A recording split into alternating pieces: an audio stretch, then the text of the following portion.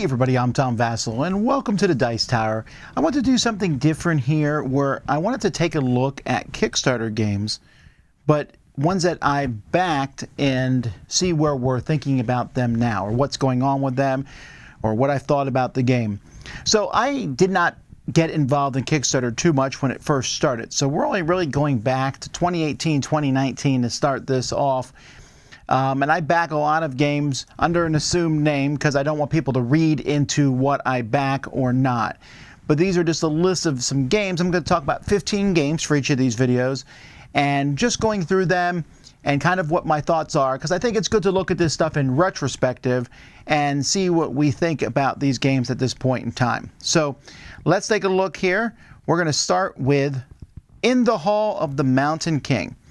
So In the Hall of the Mountain King, this is a game that I've added to the Dice Tower library. I really like this one. In fact, this added a lot, I think. This really put this company on the map for me here, Burnt Island Games.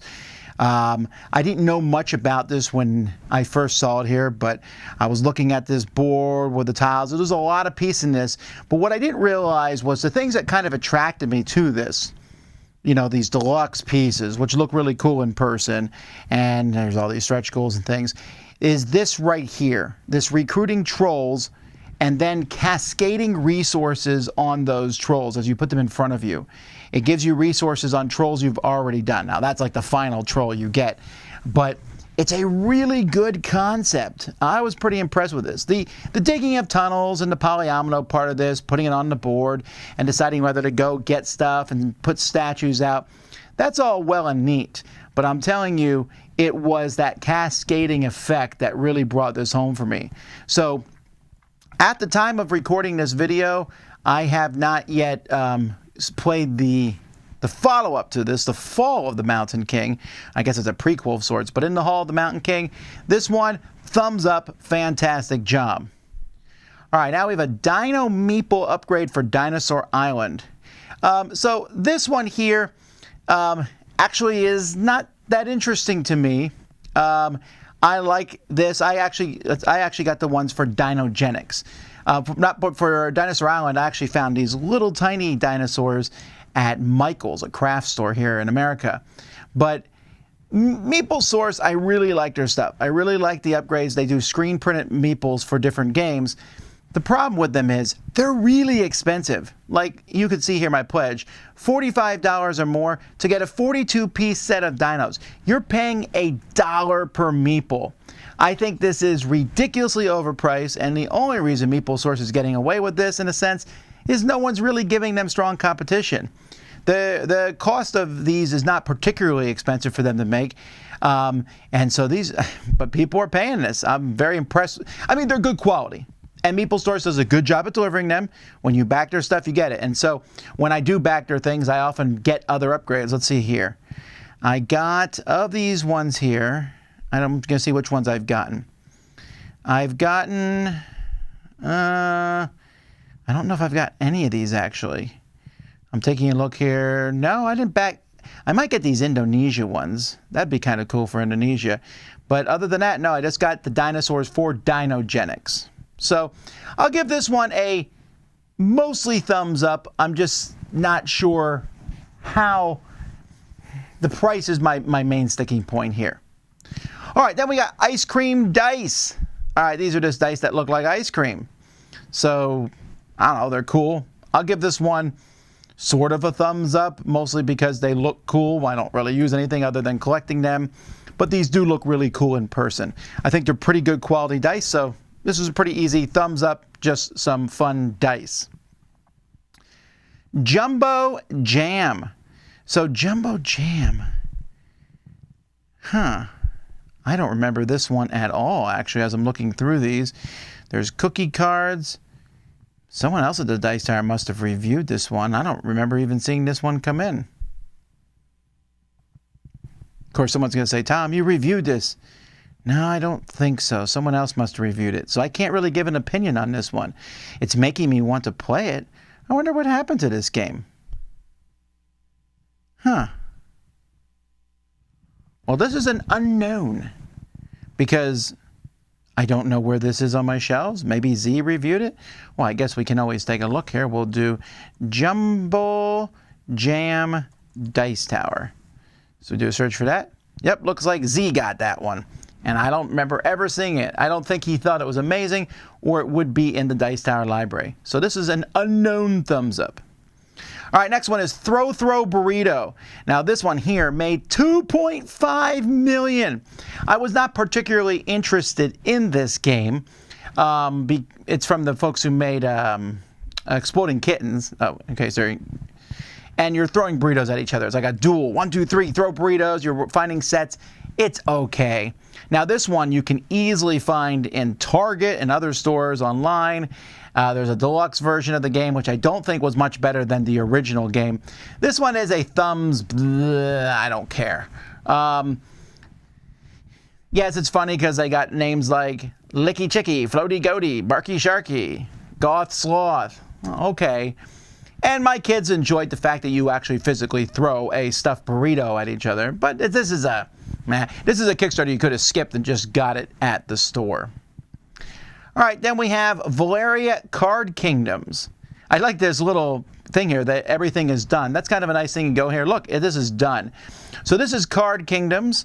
This one also had Crimson Seas. So this was an extra map pack to Card Kingdoms with more citizens and stuff. I'm not sure I ever played the expansion to this. I played the original game, Card Kingdoms, which I thought was fine. Corsairs, I don't think I've... No, I have played Corsairs. Corsairs is actually my least favorite of all the Valeria games. So yeah, that's what I backed here. I'm going to give Corsairs a thumbs down. Unfortunately, I think the other Valeria, so Crimson Seas I see, and there's different games to get.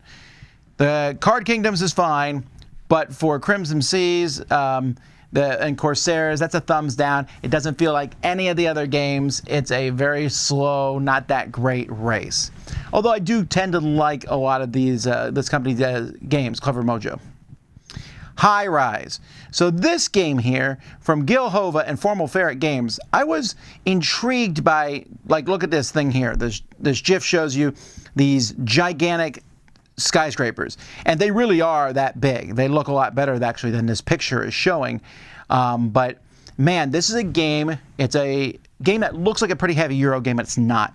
You're moving around an outside track as far as you can, or as far as you want to, but you can never go backwards. I like that kind of ratchet mechanism.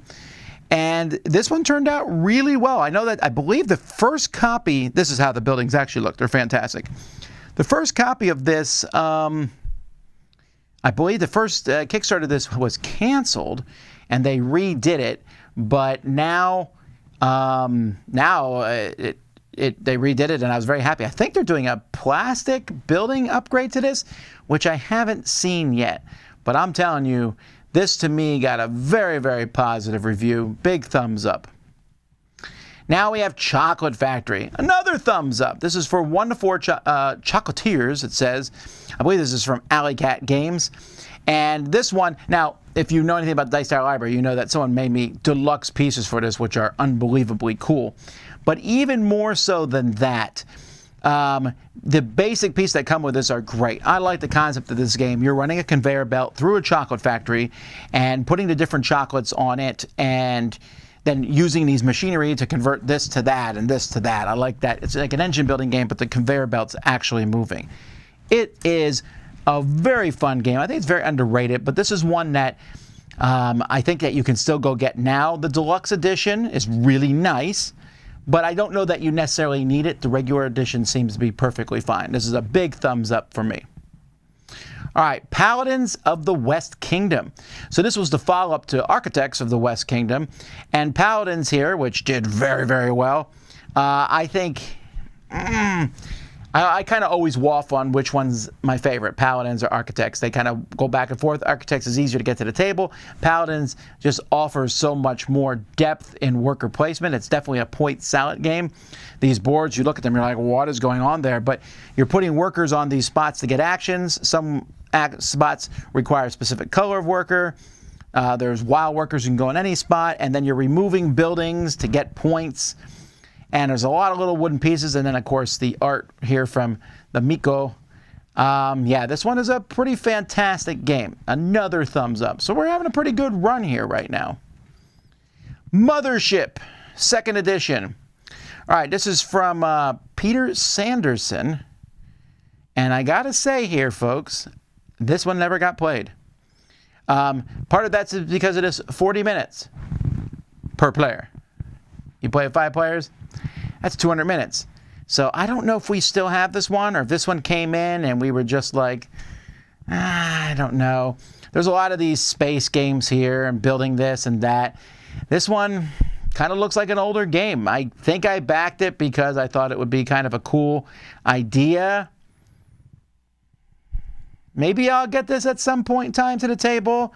It came through Dice Tower. I don't know if we still have this. I feel like we have it still on our shelves.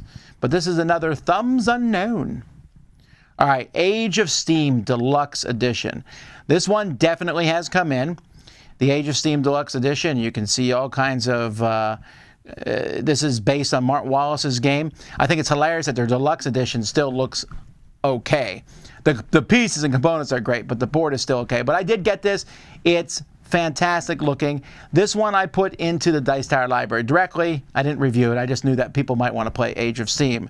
So I'm going to give this one a tentative thumbs up because there's nothing wrong with this game at all. There's lots of wooden locomotives and the mini poker chips. I love this stuff. It's a very good production. And I got this specifically because I thought this would be a good one to put in the Dice Tower library. All right, then we got Claustrophobia, 1643 Soundscape. So this is, you can download music. That's not what this was. This Kickstarter here to get the music for Claustrophobia 1643 was just to sell Claustrophobia 1643. I missed the first Kickstarter, so I made sure to get this one here because I wanted to put it into the Dice Tower library. This is a game that Z Garcia loves a lot. This was basically the updated one. This Kickstarter still amuses me that they were selling this music soundtrack, but you could also get the game. It was a kind of a way around. Kickstarter doesn't allow you to kickstart the same thing twice. I just saw Z playing it this week, actually, this game. He was teaching Camilla it, or maybe they had both played before, I don't know. But they were playing this, and I know that he likes it a lot. I've actually not played this version. The original one I was not as fond of as Z. I didn't dislike it, but I just didn't like it as much. Yeah, so it is, I guess, another thumbs up. All right, Ewari. I think that's how you pronounce this. This is one I have not played, but I know that this game from Thundergriff, this is a remaking of, what's the game it's a remaking of? China, Web of Power, and China. And so I think that's what this is. I'm pretty sure that this is a remake of that game. And it looks gorgeous. Z said it's fine. I know Z played this one, so this one is definitely in the Dice Tower library. This is a good time to have backed games. These are a lot of good, solid games to have backed. I think this one has not gotten a ton of buzz since it's come out. It's always, it's weird to see the buzz that's come through these games. Like Chocolate Factory, lots of buzz. Now that it's out, it's okay. Paladins, tons of buzz, still a lot of buzz about it. But of all the games in here, Paladins is so far the only one that's really still being talked about a lot. This one is not one of those. But it does have a lot of nice animations here. Clouds soaring across the board. All right, Glenmore II, Chronicles. Now this one did very well. This one I believe was a brand new company when they first started here, Fun Tales. And I had, up to this point, I had not played Glenmore. And now that I play Glenmore 2, I don't need to go back and play Glenmore. The biggest negative about this one is probably the size of the box, but you do get a ton of modules in there. And honestly, I look at this price here, and for 59 euros, what I paid, this was a fantastic deal for me to get this. It was really good.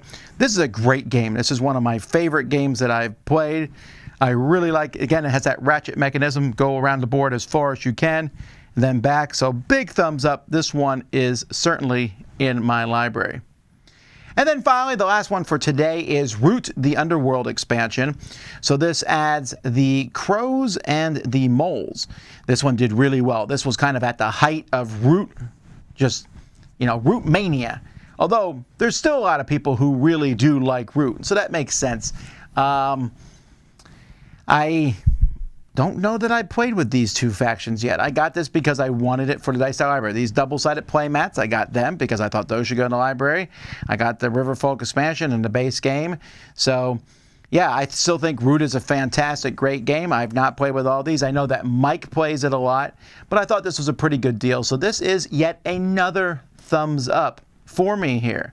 So that's actually quite a few thumbs up, but like I said, I just wanted to see kind of where these games lined up now as we look at them a few years later.